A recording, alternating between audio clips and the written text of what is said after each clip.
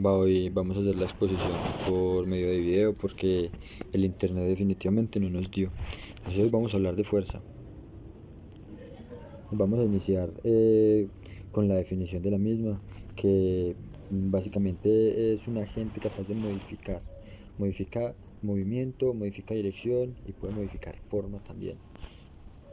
La fuerza tiene como fórmula masa por aceleración.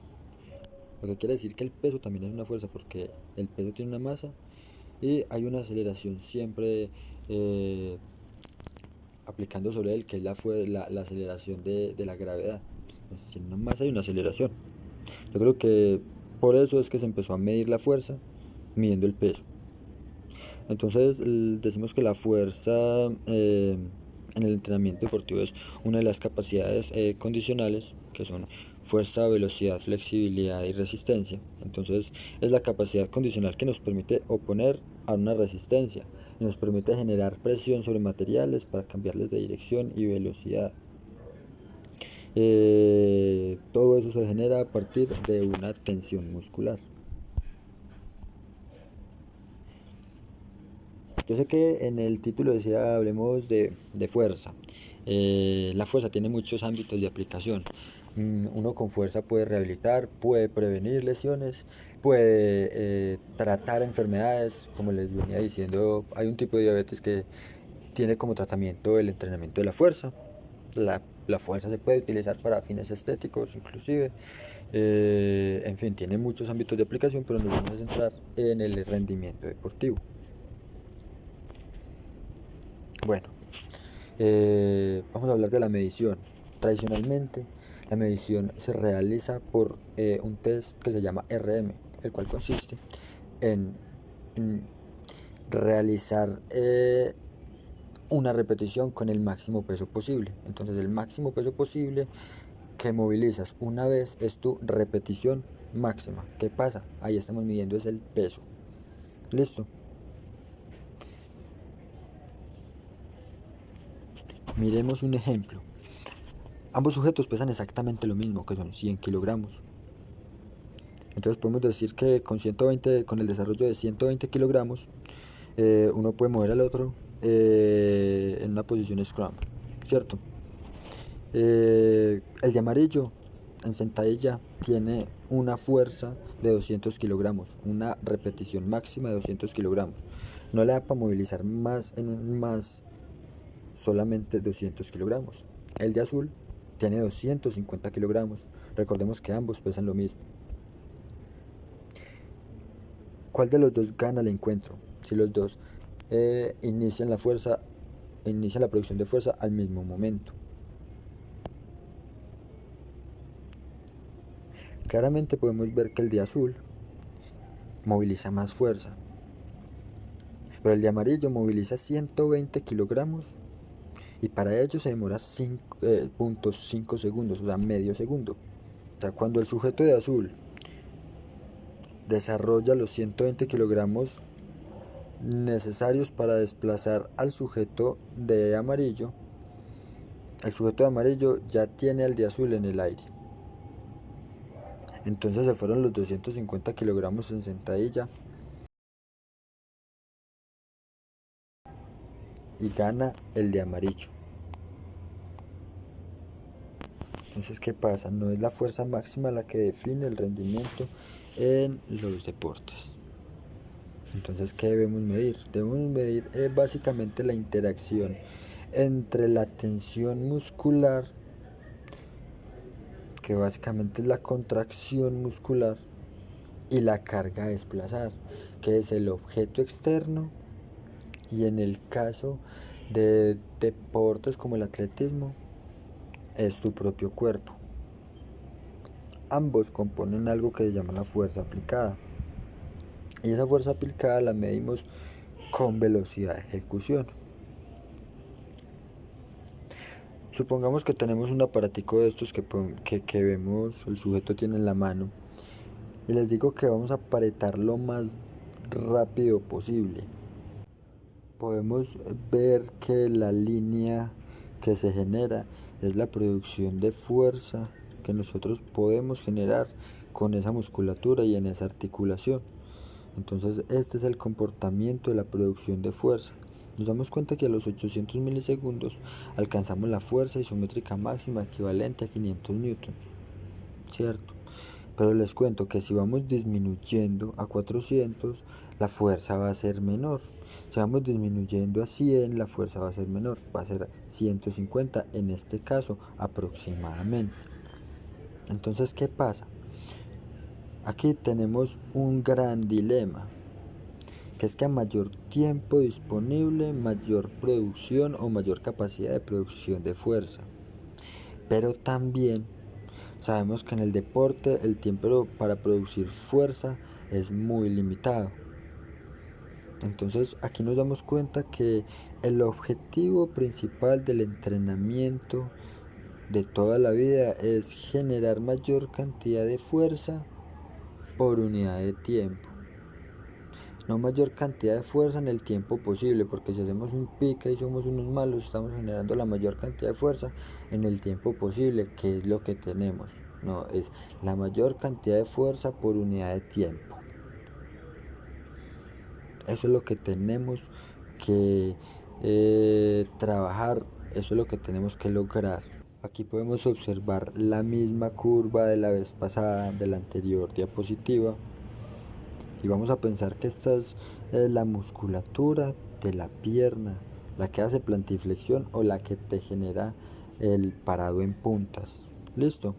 Entonces tenemos el efecto del entrenamiento con cargas altas y el entrenamiento con cargas bajas. Si medimos eso, si medimos el resultado del entrenamiento con un RM, nos vamos a dar cuenta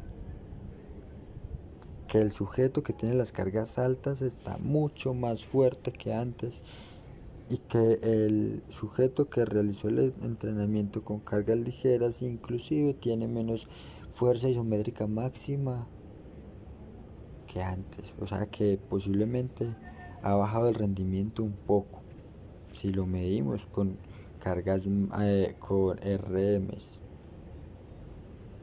Pero ¿qué pasa? Les voy a mostrar algo que está por allá adelante y son los tiempos de contacto Garmin, que están entre 208 milisegundos, como podemos observar acá, y 300 milisegundos. Yo le creo a Garmin porque Garmin tiene mucha población que estudiar. Bueno, entonces venimos acá y nos ubicamos en 200 y 300 milisegundos y nos damos cuenta que la fuerza es muchísimo mayor en 200 milisegundos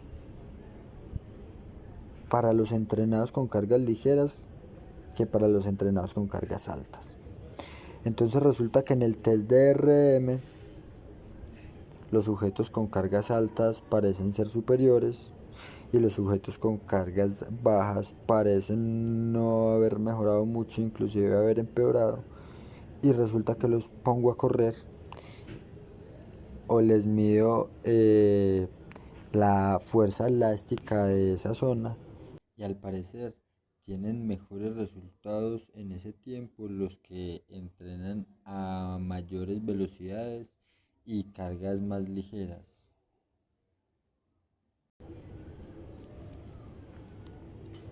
Bueno, entonces vamos a hablar un poquitín de cómo se mide la fuerza o cómo se miden estas variables que hemos estado mencionando. Entonces tenemos que podemos medir la fuerza con tapete de salto, que básicamente lo que mira es el tiempo de vuelo y a partir de ese tiempo de vuelo generamos una altura de salto. La altura de salto tiene una gran relación con la velocidad de despegue y a partir de la velocidad de despegue podemos medir la capacidad de producción de fuerza por unidad de tiempo de nuestros segmentos inferiores o de la musculatura del tren inferior. o sea que es una muy buena opción de juguete. Además no es tan costosa. Tenemos en la mitad la superficie de fuerza, que sí es muy costosa, es mucho más exacta, es el gol estándar del mercado, y te mide la fuerza directamente a partir de la presión que vos estés generando. Entonces vos generas una presión y esa presión genera un voltaje, y ese voltaje se traduce en una fuerza. Entonces vos tenés la fuerza en todo momento y la producción de potencia en todo momento. Es una cosa de locos, pero es muy costosa. Y tenemos el tercero, que es muy conocido, se llama el T-Force, y lo que nos mide es la velocidad media propulsiva, que es un dato muy importante. Lo que pasa es que los últimos dos son instrumentos muy costosos. La plataforma de contacto no es tanto, inclusive yo he hecho alguna.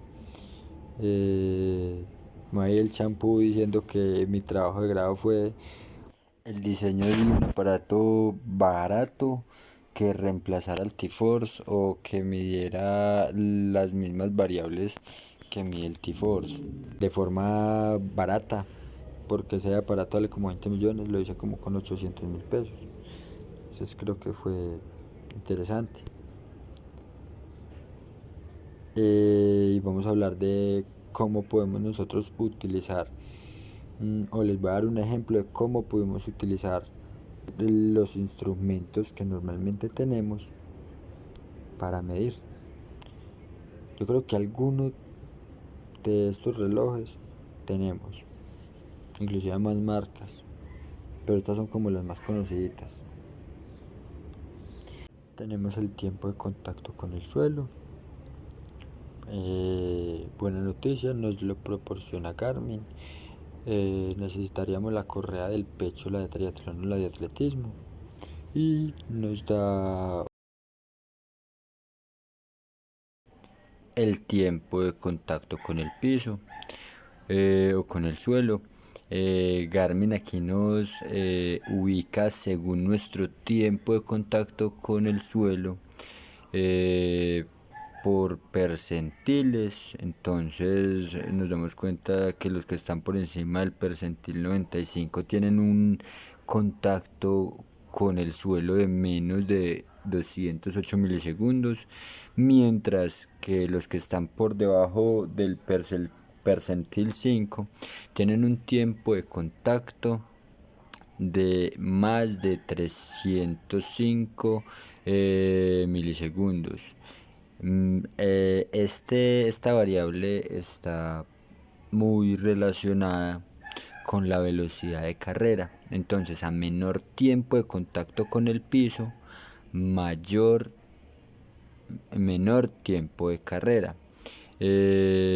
También está muy relacionada con la cadencia, y eso es algo muy importante, porque no todos los relojes tienen para medir tiempo de contacto con el piso, pero sí la mayoría tienen para medir cadencia. Y podemos relacionar ambas variables. Entonces podemos decir, si yo aumento la cadencia, estoy disminuyendo el tiempo de contacto con el piso. O si yo disminuyo el tiempo de contacto con el piso, a la vez estoy aumentando la frecuencia de zancado, la cadencia. ¿Qué pasa si tenemos mayor cadencia? Cuando tenemos mayor cadencia, tenemos menor oscilación vertical, o sea, saltamos menos hacia arriba y vamos más hacia adelante. Saltar hacia arriba nos genera un gasto energético innecesario. Punto para Garmin. Y también esto está acabadito de salir del horno, esto me llegó hoy. Esto es un far LED en subida con final continuo, esos finales que a mí me encantan. Entonces les cuento que aquí podemos ver los picos de velocidad en picos de azul y las rayitas blancas que indican el entrenamiento en Garmin. Podemos ver que ahí se presentan puntos morados en la parte de abajo. Eso indica un menor tiempo de contacto con el piso, lo que indica que a mayor velocidad, menor tiempo de contacto con el piso. Eso quiere decir que tenemos que mejorar el tiempo de contacto con el piso si queremos mejorar la velocidad. Entonces les cuento que la cadencia también está relacionada con los corredores. Una cadencia óptima o una cadencia recomendada para afrontar una carrera está aproximadamente en los 180 pasos por minuto. También decimos que los corredores más altos pues obviamente tienden a tener una cadencia menor porque son más altos.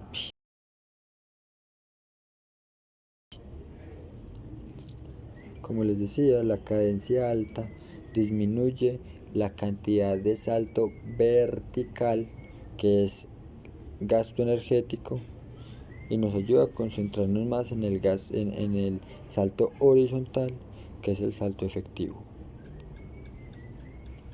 Aquí podemos ver el mismo entrenamiento, pero aquí estamos viendo la cadencia está alta en los puntos de más alto velocidad en el entrenamiento, lo que indica que la cadencia es directamente proporcional a la velocidad. Entonces, si queremos mejorar la velocidad, tenemos que mejorar la cadencia. Bueno, les voy a poner un ejemplo de nosotros cómo estamos trabajando la cadencia y el tiempo de contacto con el piso de una forma muy sencilla y desde la casa. Solamente necesitamos un metrónomo. Los ejercicios, vamos a utilizar una aplicación metrónomo. La idea es mantener el ritmo, llevar el ritmo que el metrónomo nos está poniendo. Entonces el entrenamiento sería, cambiamos, se cambia, se cambia,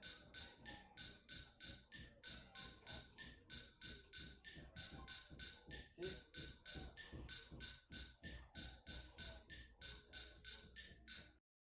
Muchachos, espero que les haya gustado el tema de la charla de hoy.